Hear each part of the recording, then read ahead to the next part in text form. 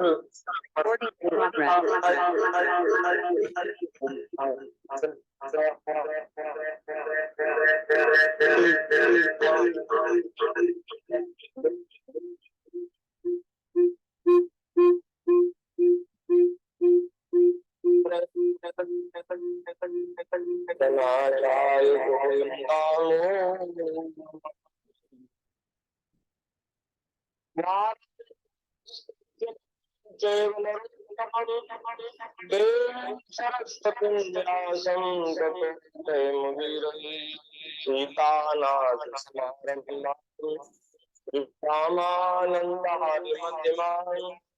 अस्मदाचार्य पर्यन्तां वन्दे गुरुपरम्परां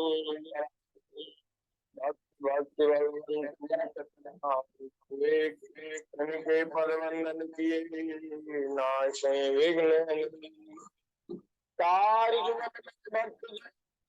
उनके पद की धूल सर्वसुख धरि राधि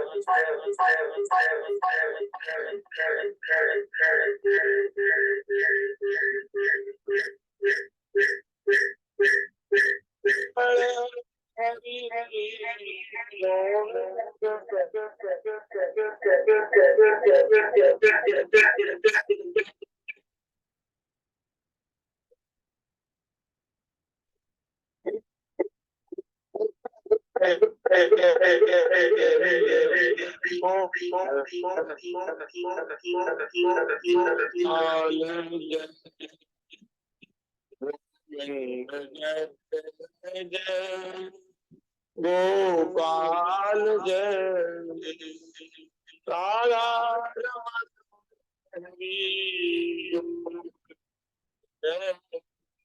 श्री राधा रमण हरि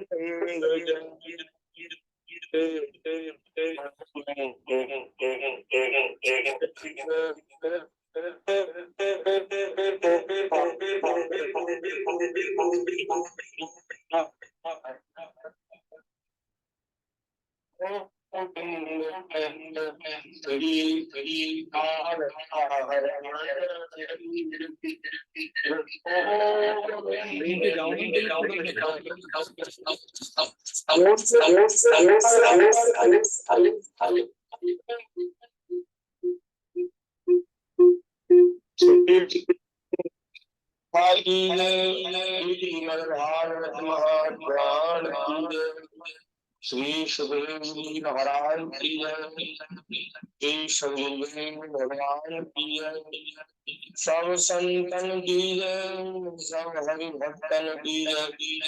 जय जय श्री राम,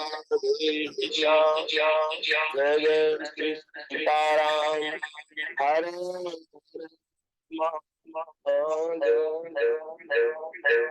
नारायण नारायण नारायण, हरि शरणम शरणम शरणम। हम सब लोग बड़े भाग्यशाली हैं जो करुणा निधान कृपा सिंधु दीनबंधु भगवान श्री श्री वृंदावन बिहारी बिहारी जी कृपा करना से श्रीमद् भागवत जी की मंगलमयी रसमयी मोक्ष प्रदायिनी कलिमल हारिणी भागवत जी की कथा श्रवण करने का अवसर प्राप्त हो रहा है।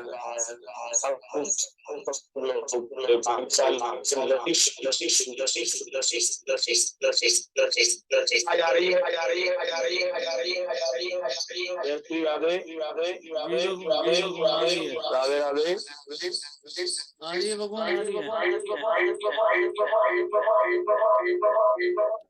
जैसे पहले रिकॉर्डिंग भेजी थी ना वैसे वॉइस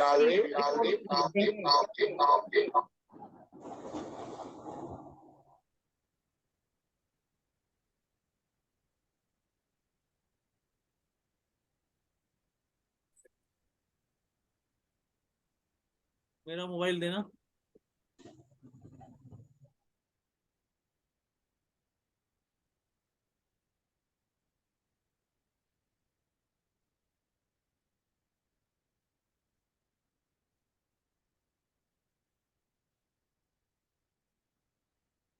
और समझते की कैसी कृपा है। आप लोग बड़े कथा के प्रेमी हैं, जो किसी भी प्रकार से सत्संग करना चाहते हैं, ये बड़ी कृपा है, विशेष कृपा है ठाकुर जी।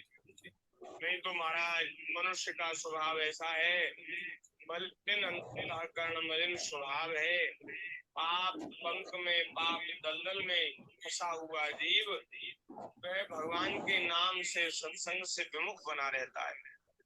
सत्संग की बात, भगवान की कथा, नाम जप, ठाकुर जी का भजन, इन सब से बचना चाहता है। मानुष स्वभाव, हम लोगों का स्वभाव ऐसा है। लेकिन आप सब लोग बड़े भाग्यशाली हैं, जो विज्ञान का उपयोग करके भी और वीडियो कॉलिंग के द्वारा भी और ऑडियो कॉलिंग के द्वारा भी जैसे कैसे भी जैसे तैसे भी जी माने ये न कीन प्रकारेण किसी भी विधि से आप सत्संग करना चाहते हैं, ये ठाकुर जी की विशेष कृपा है। भागवत जी की कथा चल रही है, इसमें 5वें स्कंद में आज चौथे अध्याय की कुछ चर्चा करके, थोड़ा सा चौथा अध्याय, उसके बाद फिर 5वें अध्याय की चर्चा करेंगे। श्री ऋषभदेव भगवान का चरित्र हम लोग श्रवण कर रहे थे।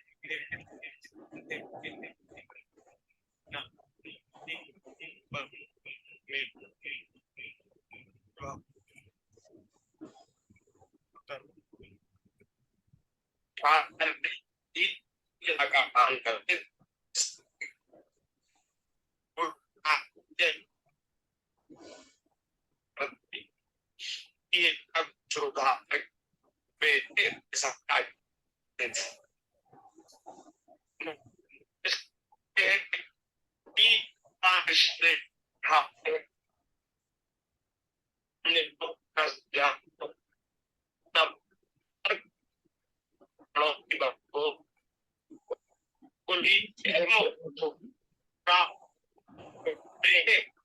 ऐसा धर्म कर्म का आचरण करते हैं जिससे उनके अनुवर्ती लोग उसका अनुकरण करते हैं।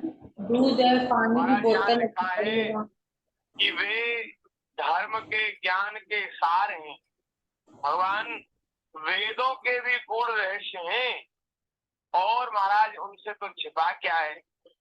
धर्म की सूक्ष्म से सूक्ष्म बात भगवान जानते हैं, ऋषभ देव भी जानते हैं, लेकिन फिर भी ब्राह्मणों के बतलाए हुए साम दान आदि नीति के अनुसार वे जनता का पालन करते हैं। इसका मतलब ये है भगवान हमें उपदेश कर रहे हैं, भगवान हमें सिखा रहे हैं, भैया कितने भी जान जाओ, कितने भी समझ जाओ, कितना पढ़ लो, विद्वान हो जाओ, लेकिन फिर भी अपने बड़े बूढ़े आचार्य गुरुजन संतजन उनकी बात उनकी बात का आदर करो, उनकी बात को फिर मानते रखो, उनके अनुसार जीवन बनाओ, क्योंकि वे लोग अपने अनुभव की बात बताएंगे।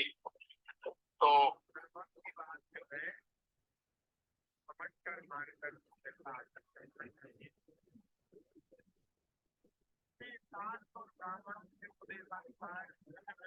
देवताओं के उद्देश्य से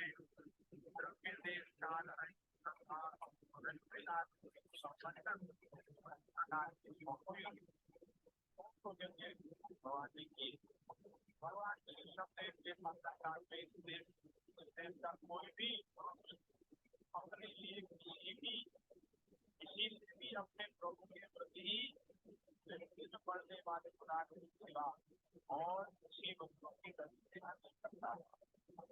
ऐसा हमारा राज रहा होगा भगवान के शब्द का, और कैसी उनकी जनता महाराज चाहते हैं कि हमारा भगवान श्री हरि के चरणों में नित्य निरंतर अनुराग बढ़े, और कोई दूसरी इच्छा नहीं करते। यही नहीं, आकाश कुसुमादि विद्यमान वस्तु की भांति कोई किसी की वस्तु की ओर दृष्टिपात भी नहीं करता था।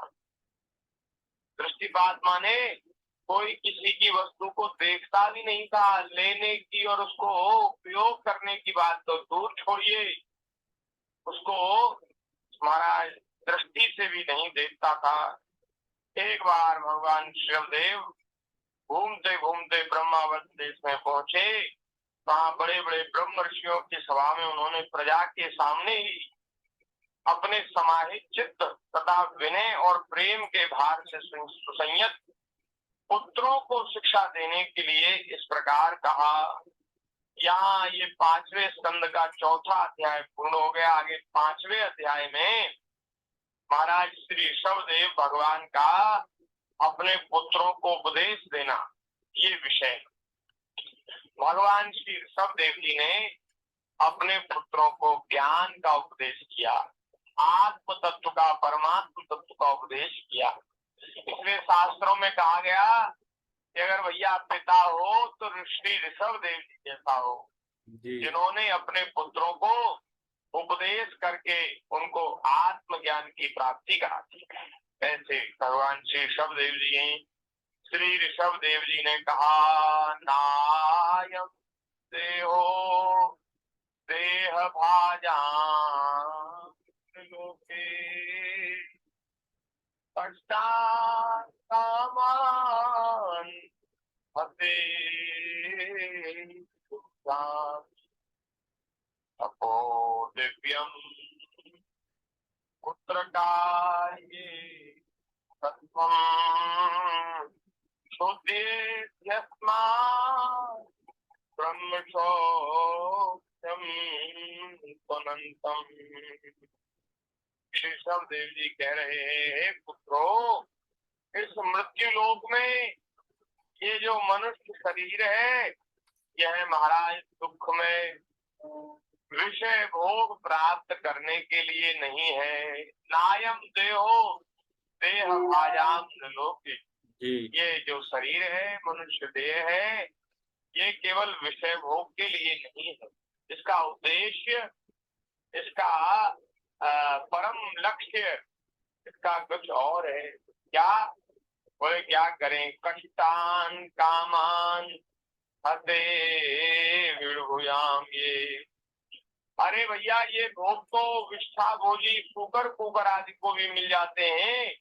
इस शरीर से तो दिव्य तप ही करना चाहिए। दिव्य तप, तप और दिव्य तप में अंतर है जी। तप कहते हैं जिसमें धर्माचरण के लिए इंद्रियों को, शरीर को कष्ट दिया जाए, उसको तप कहते हैं। और दिव्य तप किसे कहते हैं? बोले, दिव्य तप जो परम धर्म के आचरण में जो कष्ट सहन किया जाए, उसको दिव्य तप कहते हैं। तप माने जो धर्म के आचरण में कष्ट सहन किया जाए, और दिव्य तप माने जो परम धर्म के आचरण में कष्ट सहन किया जाए, उसको दिव्य तप कहते हैं। परम धर्म क्या है? एतावानेव परो धर्मो यतो भक्तिरदोक्षजे अहेतुक्य प्रतिहता आत्मा संप्रशीदति। संसार में मनुष्य के लिए इतना ही परम धर्म है कि वह भगवान मुकुंद के, माधव के चरणारविंदों की भक्ति प्राप्त कर ले। और भक्ति भी ऐसी होनी चाहिए जिसमें कोई कामना न हो, अहेतुक्य हो, अप्रतिहता हो, जो कभी घटे ना, निरंतर बढ़ती रहे, वह भक्ति महाराज प्राप्त कर ले। ये ही मनुष्य जीवन का परम लाभ है, परम धर्म है। भगवान ऋषभदेव जी पुत्रों से कह रहे, भैया इस शरीर से दिव्य तप करना चाहिए। क्यों करना चाहिए? जिससे अंतःकरण शुद्ध हो जाए, इसलिए करना चाहिए। क्योंकि अंतःकरण शुद्ध हुए बिना ब्रह्मानंद की प्राप्ति, परमानंद की प्राप्ति नहीं होती। तो ब्रह्मानंद, परमानंद प्राप्त करना है, हृदय को शुद्ध करना होगा। और हृदय को शुद्ध करने के लिए महाराज विषय भोगों से बचते हुए और भगवान के भजन में, साधन में लगे रह करके ही हृदय शुद्ध हो सकता है जी। आगे भगवान कह रहे हैं, महत सेवाम द्वार माहुर विमुक्ते समो द्वारम योषिताम संगम। बोले इस संसार में मनुष्य के लिए कल्याण का मार्ग क्या है? संतों का संग, जो महापुरुष भगवान के भजन में लगे हैं, ऐसे महत् पुरुषों का संग, इसको वीडियो कॉल कर। ऐसे महत् पुरुषों की सेवा ही संसार में मनुष्य के लिए मोक्ष का खुला हुआ द्वार है। महत् सेवा द्वार माहुर्मुक्ते समो द्वारम योषिताम संग संगम। ये तो कल्याण का मार्ग है। कल्याण का मार्ग क्या है? बोले महापुरुषों की सेवा, ये कल्याण का मार्ग है। और नरक का मार्ग क्या है? नरक का मार्ग भगवान श्री शबदेव जी कह रहे हैं, भैया जिन मनुष्यों की बुद्धि स्त्रियों ने आसक्त कर रखी है, जिनकी मति, जिनकी बुद्धि स्त्रियों ने हर ली, अपने में आसक्त कर रखी, ऐसे जो विषयी स्त्री आसक्त पुरुष हैं, उन्हीं का संग नरक का द्वार है। तमो द्वारम योषिताम संगम। अब महाराज नरक का द्वार तो है, जो स्त्री आसक्त पुरुष हैं उनका संग नरक का द्वार है, और मोक्ष का द्वार है महापुरुषों का संग। अब महाराज प्रश्न ये है कि महापुरुष होते कैसे हैं, उनके लक्षण क्या है, उनके गुण क्या है, उनका स्वरूप कैसा होता है। और आगे के श्लोक में बता रहे हैं जी। महान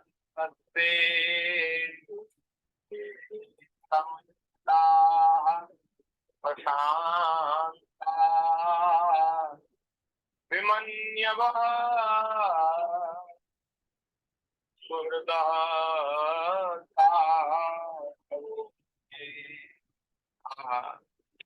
बोले भैया ऐसे होते हैं, जो महापुरुष होते हैं ना, वे समचित्त होते हैं, उनके चित्त में समानता होती है। समचित्त, समान चित्त किनका होता है? समान चित्त का लक्षण क्या है? महाराज समान चित्त उसको कहते हैं जिस चित्त में मान अपमान से, निंदा स्तुति से, लाभ हानि से, और महाराज आपत्ति विपत्ति संपत्ति से कोई, जिनके हृदय में कोई विकार उत्पन्न नहीं होता। मान अपमान में जो सम रहते हैं, निंदा स्तुति में जो सम रहते हैं, लाभ हानि में जो, सुख दुख में जो सम रहते हैं, उनका चित्त समचित्त माना जाता है। इनके हृदय में अब महाराज कोई विकार ही नहीं होता। ऐसे महापुरुषों का चित्त समचित्त होता है। और प्रशांता, शांत में भी महाराज प्रविशेषण है। प्रमाने प्रशांता माने अत्यधिक शांत, जो जिनका दर्शन करने से शांति मिले, ऐसे महापुरुष होते हैं। शांता प्रशांता विमन्यवः। विमन्यवः माने होता है अत्यंत विनम्र, जिनके हृदय में विनम्रता है, जीवन जिनका सरल है, ऐसे महापुरुष विमन्यवः सुहृदः। और जो समस्त प्राणियों के सुहृद होते, किसी को भी अपनी ओर से वे दुखी नहीं करते, कष्ट नहीं पहुंचाते, ऐसे साधु जन होते। अब आगे के श्लोक में कह रहे हैं महाराज, जो मुझ परमात्मा के प्रेम को ही जो अपना एकमात्र पुरुषार्थ मानते हैं, केवल विषयों की ही चर्चा करने वाले लोगों में तथा स्त्री पुत्र और धनादि सामग्रियों से संपन्न घरों में जिनकी अरुचि हो गई है, और जो लौकिक कार्यों में केवल शरीर निर्वाह के लिए ही प्रवृत्त होते हैं, ये महापुरुषों के लक्षण है। संसार में लौकिक कार्य में, व्यवहार में केवल इतनी ही देर लगे रहते हैं, इतनी देर उनके शरीर का निर्वाह हो जाए, केवल पेट भर जाए, ज्यादा संसार के प्रपंच में नहीं सकते। ये भी कर लो, वो भी कर लो, यहाँ एक हमारी ऑफिस है और ऑफिस खोल लो है, और दुकान खोल दो और काम बढ़ा दो। ये महाराज ये साधु पुरुष का लक्षण नहीं है, ये असाधु के लक्षण है, जिनको संतोष नहीं होता। जिनको महाराज संतोष हो गया है वे महापुरुष है। और आगे कह रहे हैं, और महाराज मनुष्य मनुष्य अवश्य प्रमाद बस कुकर्म करने लगता है, उसकी वह पृथ्वी इंद्रियों को तृप्त करने के लिए ही होती है। मैं इसे अच्छा नहीं समझता। भगवान कह रहे हैं ये अच्छी बात नहीं है, क्योंकि इसी के कारण आत्मा को यह असत और दुखदायक शरीर प्राप्त होता है। जब तक जीव को आत्म तत्व की जिज्ञासा नहीं होती, तभी तक अज्ञान व देहादि के द्वारा उसका स्वरूप छिपा रहता है। पहले जिज्ञासा होती है आत्म तत्व को जानने की, फिर भगवान ऐसा बालक बनाते हैं कि उनको सब समाधान हो जाते, तभी तक अज्ञान व देहादि के द्वारा उसका स्वरूप छिपा रहता है। लेकिन उस स्वरूप को वह पहचानता नहीं जीव, और वो महाराज छिपा रहता है। और मनुष्य महाराज जब तक जीव को आत्म तत्व की जिज्ञासा नहीं होगी, तब तक उसका स्वरूप छिपा रहता, और तभी तक मन में कर्म की वासनाएं भी बनी ही रहती हैं, और इन्हीं से देह बंधन की प्राप्ति होती है। लौकिक वैदिक कर्मों में फंसा रहने वाला मन, उसको महाराज देह बंधन की प्राप्ति इसीलिए होती है। कर्म में फंसने से और निरंतर कर्म ही करते रहने से कभी मुक्ति नहीं होती। महाराज कीचड़ में पैर सन गया हो तो उसको शुद्ध जल से धोना पड़ता है, तब वह साफ होता है। किसी का पैर कीचड़ में सन गया, उसको फिर कीचड़ से ही थोड़ा ना साफ करोगे। तो कर्म का जो बंधन है वो कर्म से दूर नहीं होगा, वह भजन से दूर होगा। इस प्रकार अविद्या के द्वारा आत्म स्वरूप ढक जाने से कर्म वासनाओं के वशीभूत हुआ चित्त मनुष्य को फिर कर्मों में ही प्रवृत्त कर देता है। जब तक उसको मुझ वासुदेव में प्रीति नहीं होती, तब तक वह देह बंधन से छूट नहीं सकता। स्वार्थ में पागल जीव जब तक विवेक दृष्टि का आश्रय लेकर इंद्रियों की चेष्टाओं को मिथ्या नहीं देखता, तब तक आत्मस्वरूप की स्मृति खो बैठने के कारण वह अज्ञानवश विषय प्रदान ग्रह आदि में आसक्त रहता है और तरह तरह के क्लेश उठाता रहता है। ये जो संसार का जो प्रपंच है, यहाँ महाराज दुख कष्ट क्लेश जो है वो पीछे पड़े रहते हैं जी। और जब तक महाराज विवेक दृष्टि का जीव आश्रय नहीं लेता, तब तक इन्हीं सुख दुख के चक्कर में पड़ा रहता है। महाराज भगवान श्री शवदेव जी कह रहे हैं, पुत्रों संसार सागर से पार होने में कुशल तथा धैर्य उद्यम एवं सत्वगुण विशिष्ट पुरुष को चाहिए कि सबके आत्मा और गुरु स्वरूप मुझ भगवान में भक्ति भाव रखने से, मेरे परायण रहने से, तृष्णा के त्याग से, सुख दुख आदि द्वंद्वों को सहने से जीव को सभी योनियों में दुख ही उठाना पड़ता है। इस विचार से सभी किसी भी योनि में जीव चला जाए वहीं दुख उठाता है। इस विचार से तत्व जिज्ञासा, तप से, सकाम कर्म के त्याग से, मेरे ही लिए कर्म करने से, मेरी कथाओं का नित्य प्रति श्रवण करने से, मेरे भक्तों के संग और मेरे गुणों के कीर्तन से, वैर त्याग से, समता से, शांति से और शरीर तथा घर आदि में मैं मेरेपन के भाव को त्यागने की इच्छा से, अध्यात्म शास्त्र के अनुशीलन से, एकांत सेवन से, प्राण इंद्रिय मन के संयम से, शांत और सत्पुरुषों के वचन में यथार्थ बुद्धि रखने से, पूर्ण ब्रह्मचर्य से, कर्तव्य कर्मों के निरंतर सावधान रहने से, वाणी के संयम से, सर्वत्र मेरी ही सत्ता देखने से, अनुभव ज्ञान सहित तत्व विचार से और योग साधन से अहंकार रूप अपने लिंग शरीर को लीन कर दे। इस प्रकार अपने आत्मा को, अपने लिंग शरीर को भगवान के चरणों में इन साधनों के द्वारा समर्पित कर देना चाहिए जी। मनुष्य को चाहिए कि वह सावधान रहकर अविद्या से प्राप्त हुए हृदय ग्रंथि रूप बंधन को शास्त्रोक्त रीति से इन साधनों के द्वारा भली भांति काट डाले, साधन का भी परित्याग कर दे।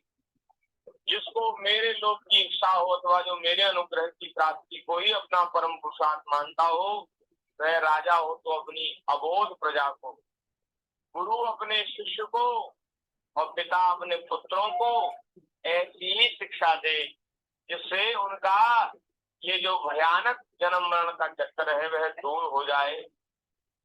अज्ञान के कारण यदि वे शिक्षा के अनुसार न चलकर कर्म को ही परम पुरुषार्थ मानते और रहे तो भी उन पर क्रोध न करके उन्हें समझा बुझाकर कर्म में प्रवृत्त न होने दे, उनके ऊपर दया करे, उनको समझाए बुझाए, उनको इस संसार के प्रपंच में न उलझने, उन्हें विद्या शक्ति युक्त काम कर्मों में लगाना तो ऐसा ही है जैसे किसी अंधे मनुष्य को जानबूझकर गड्ढे में ढकेल देना। ऐसा ही हो रहा है महाराज जी। एक दूसरे को पैर पकड़कर नीचे खींचने में लगे हम सब लोग जी। जो सच्चे हृदय से ईमानदारी से भजन करना चाहते हैं उनके सहयोगी नहीं है, उनको रोकने वाले, उनको गिराने वाले लोग थे। इसलिए महाराज हमारा तो इस संसार के व्यवहार से, नाते से, रिश्ते से, सगे संबंधियों से, सबसे हमारा तो विश्वास उठ गया क्योंकि सब लोग गिराने में लगे। एक बात बताओ, जो ईमानदारी से भजन करना चाहता है उसके कितने सहायक? अरे ये सब घर परिवार के लोग, नातेदार, रिश्तेदार, इनको उससे कुछ लाभ नहीं दिखता। लाभ तो उसी से है जो भजन में लगा है, लेकिन ये सोचते हैं कि अरे इससे तो हमें कोई लाभ होने वाला नहीं, इससे बढ़िया तो ये धन कमावे, पैसा कमावे और हमें दे और हमें शौक मौज करावे, आनंद करावे, तो इसमें हमें सुख है। तो जैसी उनकी मलिन बुद्धि वैसी उसमें सोच रहता है, विचार रहता है, इसलिए गिराने का काम करते हैं।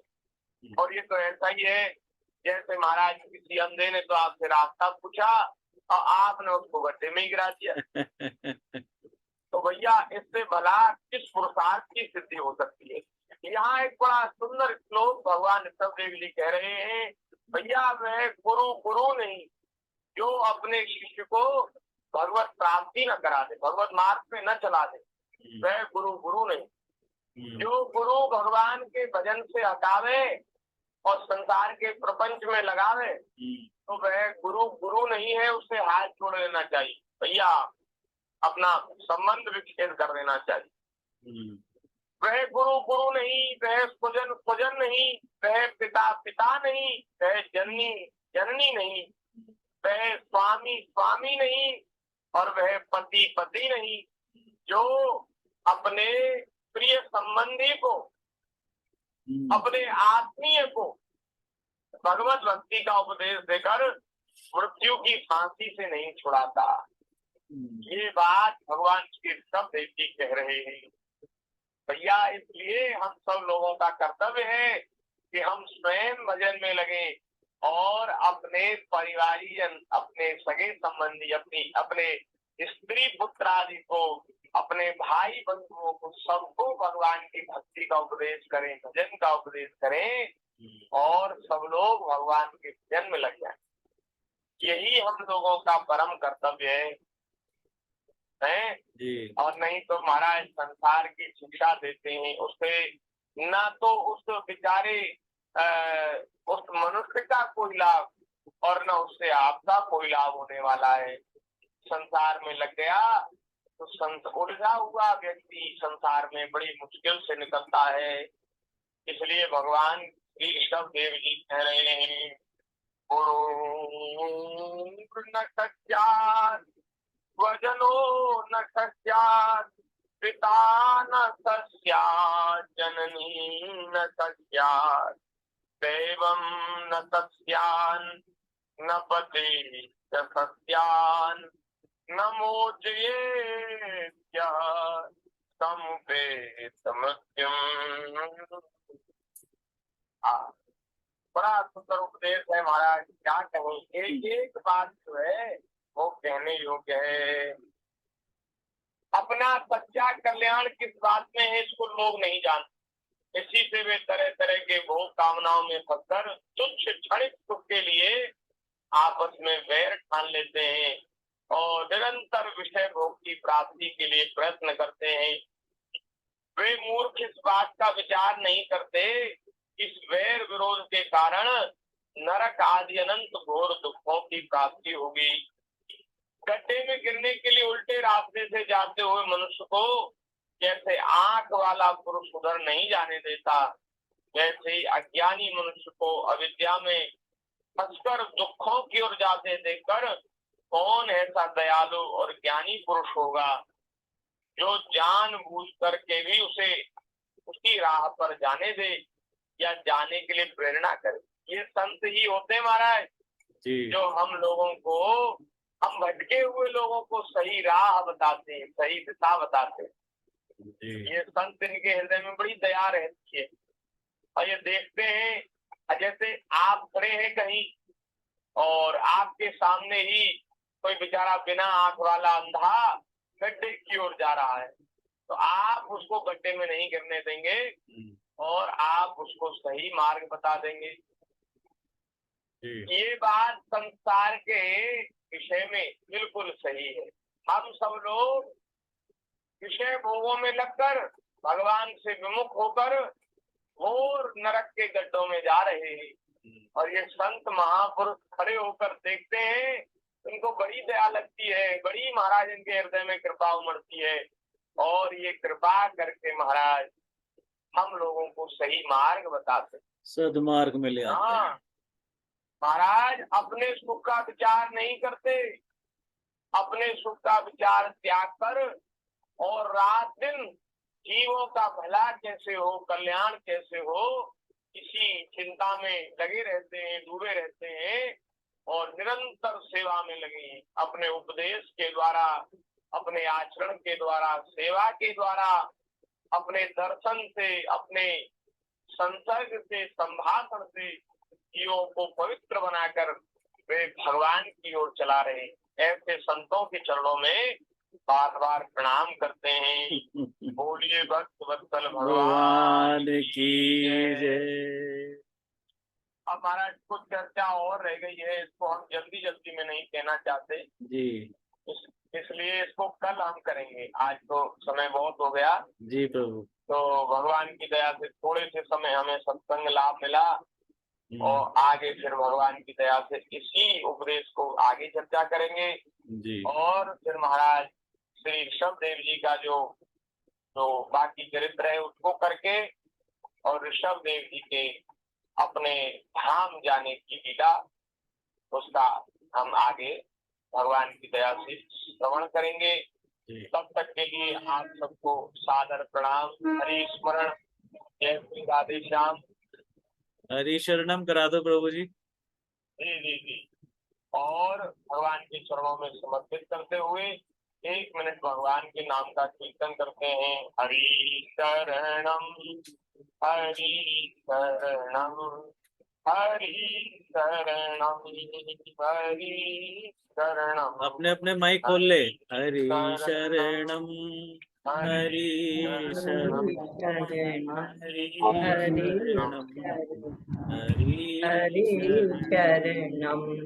हरि शरणम हरि शरणम हरि शरणम हरि शरणम हरि शरणम हरि शरणम हरि शरणम हरि शरणम हरि हरि शरणम हरे शरणम हरे शरणम हरे शरणम हरि शरणम हरि शरणम हरि शरणम हरि शरणम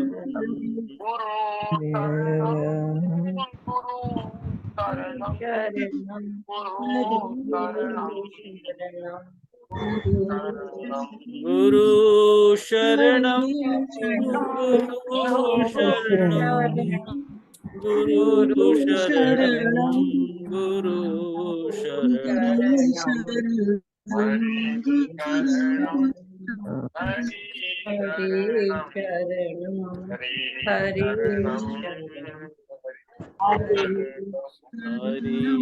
शरणम हरि शरणम हरि शरणम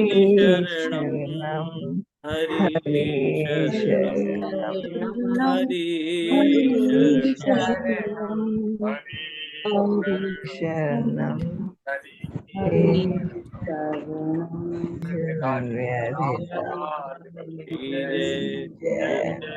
श्री राधे राधे श्याम। बोलिए श्री संत राधा कृष्णदास महाराज की जय।